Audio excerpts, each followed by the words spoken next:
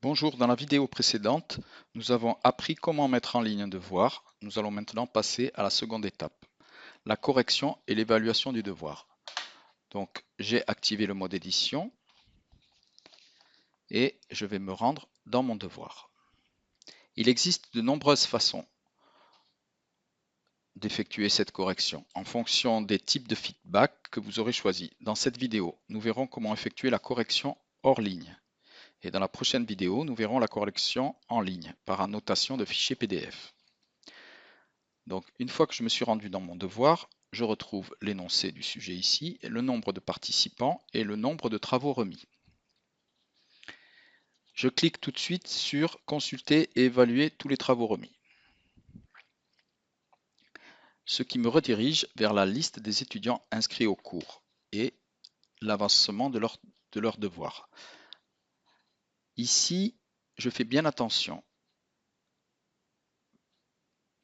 Pour voir tous les devoirs de tous les participants, je clique sur Tout. Ensuite, pour voir tous les devoirs, pas que les devoirs rendus, je vous expliquerai pourquoi plus tard, je clique sur Aucun filtre. Et là, pour le coup, effectivement, je peux voir tous les devoirs, quel que soit leur statut. Première chose que l'on constate, d'abord, les devoirs rendus en retard sont clairement identifiés. Vous voyez, celui-là est en retard de 13 heures et 7 minutes. Si vous ne souhaitiez pas accepter les devoirs en retard, il fallait renseigner une date limite dans le paramétrage des devoirs.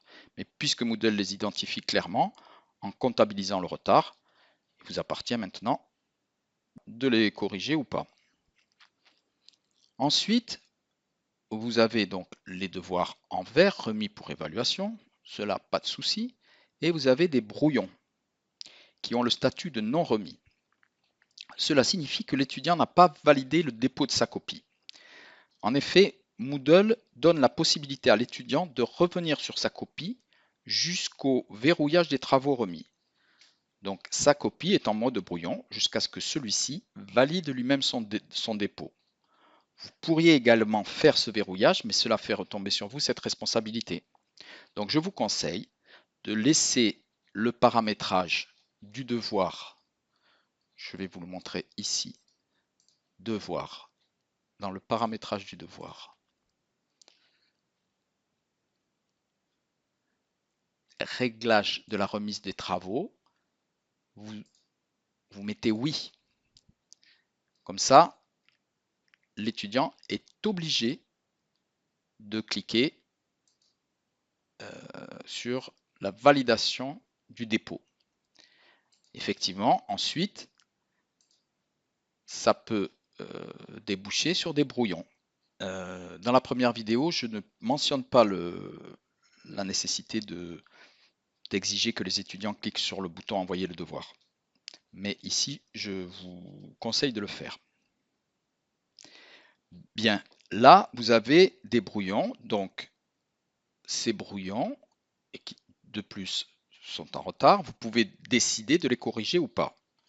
Bon, pour ma part, j'accepte toutes les copies, brouillons, même en retard. Donc, ce qu'il me faut faire, c'est je dois tous les sélectionner. Donc, je fais attention que tous les devoirs soient affichés, qu'il n'y ait aucun filtre, et ensuite, je sélectionne tous mes devoirs. Une fois que tous mes devoirs sont sélectionnés, je verrouille la remise des travaux. Donc, à partir de là, j'ai un petit pop-up qui me demande, tout est verrouillé. Donc, que ce soit les brouillons ou les devoirs remis, de toute façon, qui ne pouvaient pas être, ne sont plus modifiables. Alors, comme je vous l'ai annoncé en intro, je souhaite aujourd'hui vous montrer comment corriger mes copies hors ligne. Donc, je sélectionne à nouveau la totalité des devoirs, devoirs par page, tout, aucun filtre. Donc, je sélectionne la totalité des devoirs et je télécharge.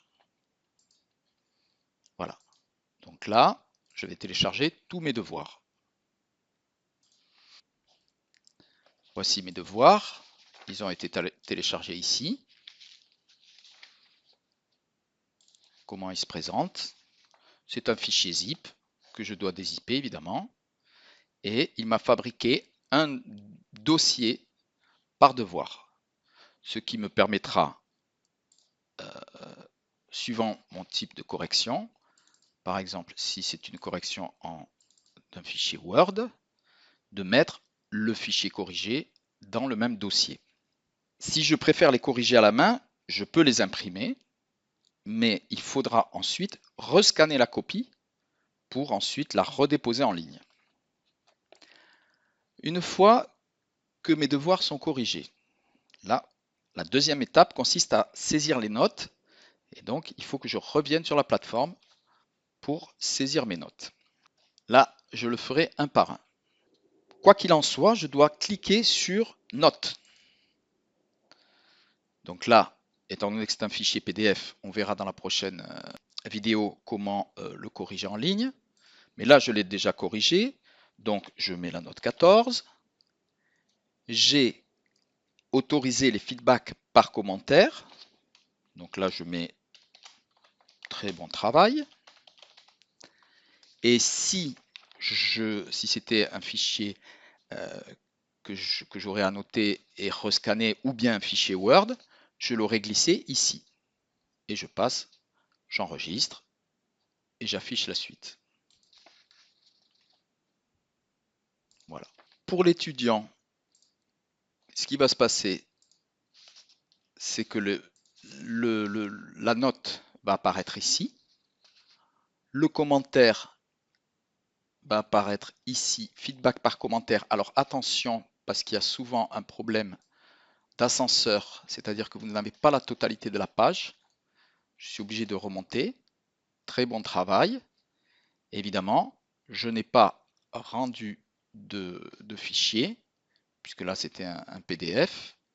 Et sinon, le fichier apparaîtrait ici. Si je souhaite envoyer une correction à tous mes étudiants, une correction type, comme tout à l'heure, je sélectionne l'ensemble des étudiants et pour tous les étudiants, je peux, comme vous le voyez, envoyer un fichier de feedback ou même octroyer une prolongation si nécessaire. Merci pour votre attention et bonne correction.